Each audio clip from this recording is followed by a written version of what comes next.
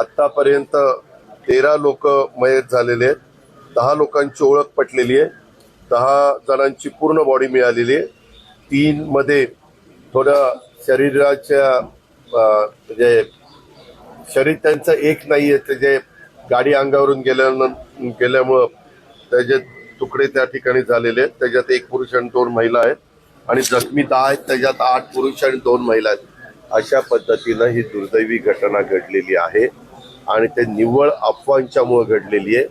या दोघांनी त्याच्यामध्ये या सगळ्या गोष्टी केल्यामुळे घडलेली आहे. आता जखमींना पूर्णपणे शासकीय खर्चाने आम्ही उपचार करण्याच्या सूचना दिलेल्या आहेत. मुख्यमंत्र्यांनी पण दावा सोडून दिल्यात, आम्ही पण दिल्यात आणि स्वतः गिरीशजी आणि स्वतः कलेक्टर वगैरे सगळेजण, गुलाबराव पाटील आमचे पालकमंत्री सगळेजण तिथं आहेत.